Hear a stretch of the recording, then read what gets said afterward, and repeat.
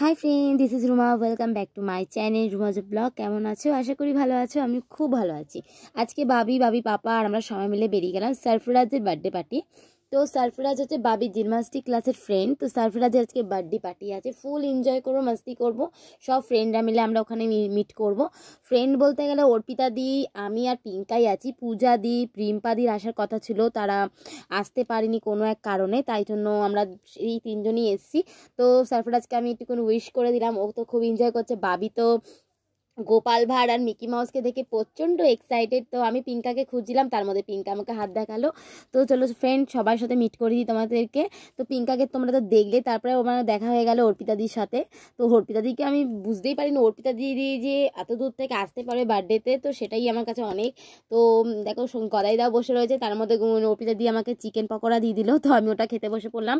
তখনই দেখলাম যে সম্পাপড়ি কি সুন্দরটা ট্যাটু করেছে, তো ওটা খুব সুন্দর হয়েছে। বাবিও ট্যাটু করবে, তো ট্যাটু আর্টিস্ট এসছে, বেবিদেরকে ট্যাটু করে দিতে, সেটা খুবই ভালো লাগছে আমার। ওই ট্যাটু জিনিসটা না খুব ভালো লাগে, বাচ্চারা খুব এনজয় করে এই ট্যাটু জিনিসটা। বাবি তো দাঁড়িয়ে পড়ছে সোজা গিয়ে, মানে বলছে ট্যাটুটা আগে এঁকে নেবো, তারপরে আমি মিকি মাউস আর গোপাল ভাঁড়ের সাথে নাচবো, সেটা একটা এক্সাইটেড। বাচ্চারা কিন্তু খুব এনজয় করে বার্থডে পার্টিতে গেলে এই ট্যাটু আর্টিস্টদের সাথে মেশাটা, ওই ট্যাটু করা হাতে, তারপরে মিকি মাউসের সাথে নাচা, তারপরে গোপাল ভাঁড়ের সাথে হাত ধরে টানাটানি করা, সেই জিনিসটা কিন্তু বাচ্চারা খুব এনজয় করে। তো বাবি তো সঙ্গে সঙ্গে ট্যাটু এঁকে দিল, দেখতেই পাচ্ছ কত সুন্দর ড্রাগন। ও নিজেই গিয়ে বলেছে আমাকে একটা সুন্দর দেখে ড্রাগন এঁকে দেবে। তো ড্রাগনটা এঁকে আমাকে দেখানোর থেকে দৌড়ে চলে যাচ্ছে পাপাকে দেখাবে বলে। তো তার মধ্যে সবাই মিলে মিকি মাউসের সাথে নাচছে, আর সম্পাপিও খুব এনজয় করছে। বাবি তো পাপাকে দেখালো ট্যাটুটা কত সুন্দর হয়েছে। খুবই দুষ্টু করছিল আমার সাথে, তো খুবই দুষ্টুমি করছিল, বাট খুব এনজয় করছিলাম সব ফ্রেন্ডরা মিলে, খুব ভালো লাগছিল। সম্পাপিকে খুব কিউট লাগছিল দেখতে।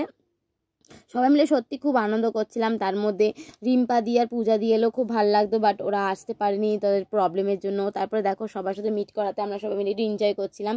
তো বাবি তো এখানে নেই, আমার সাথে তো একদমই ছিল না, ও তো মিকি মাউসের সামনে গিয়ে বসেছিল।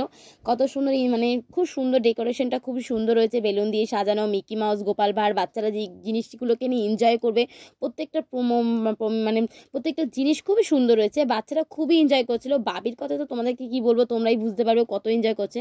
তার মধ্যে আমি বাবিকে বললাম তুই মিকি মাউসের সাথে নাচ, আমি একটু ফুচকা খেয়ে নিই। ফুচকাটা খুব টেস্ট ছিল, তো আমি দুটো বেশি ফুচকা খাইনি, চারটে ফুচকা খেয়েছি। পিঙ্কা বলে তুই খেয়ে নে, আমি খেয়েছি। তো খুবই টেস্ট ছিল ফুচকাটা, তো ভাবলাম ফুচকাটা একটু খেয়ে যাওয়া যায়। ফুচকাটা খাওয়ার পরে বাবিকে খুঁজতেই বেরিয়ে গেছিলাম, কারণ বাবি নেই, ওকে খুঁজে পাওয়া যাচ্ছে না। ও সারাক্ষণ মিকি মাউসের সাথে আর গোপাল ভাঁড়ের সাথে ঘুরছে। মানে ও তো কোথাও গেলে কিছু খায় না, ঠান্ডা আইসক্রিম খাবে, নয়তো কোকা কোলা, এতেই খুব ভয় লেগে যায়। বাবি ঠান্ডাও লেগে যেতে পারে, ওয়েদার খুব চেঞ্জ হচ্ছে, কিন্তু কি বলবো, কি একদমই কথা শোনে না।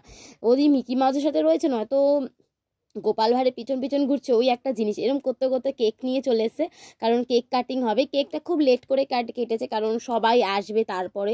বাচ্চা কাচ্চা মানে বেবিদের বার্থডে হলে বেবিরা সবাই না থাকে, কেকটা না তাড়াতাড়ি কেটে কোনো লাভ হয় না, তো কেকটা একটু লেট করে কাটলো। বাট কেকটা খুবই কিউট হয়েছে, কালারটা আমার এত সুন্দর লেগেছে, সত্যি কথা। তোমরাও কিন্তু কমেন্ট করে জানাবে সারফরাজের বার্থডের কেকটা কত সুন্দর হয়েছে, প্লিজ কমেন্ট করে জানাবে।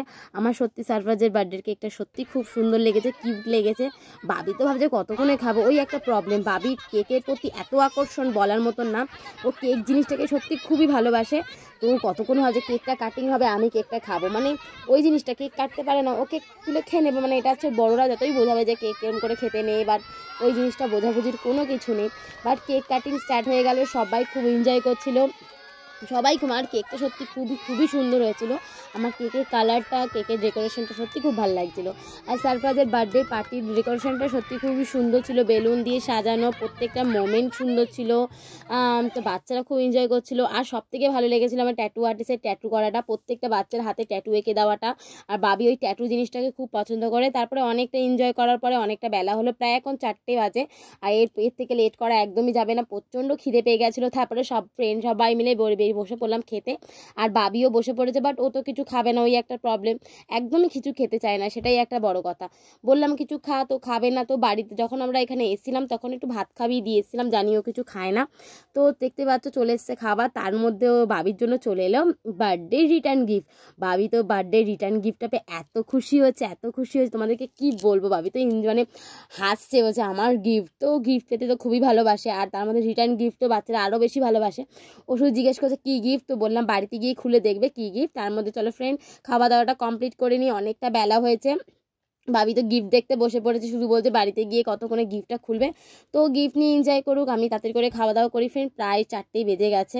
তারপরে খাওয়া দাওয়া করে আইসক্রিম খেয়ে সোজা বাড়িতে। চলো ফ্রেন্ড, প্লিজ প্লিজ ভিডিওটা ভালো লাগলে প্লিজ লাইক শেয়ার কমেন্ট করো, সাথে থাকো, পাশে থাকো, অনেক অনেক অনেক ভালোবাসা দাও। নেক্সট ভিডিও তোমাদের জন্য আবার আনবো। আজকের মতন ta-ta, bye bye, see you. Please comment করে জানাবে আমার ভিডিও কেমন লাগে। টাটা।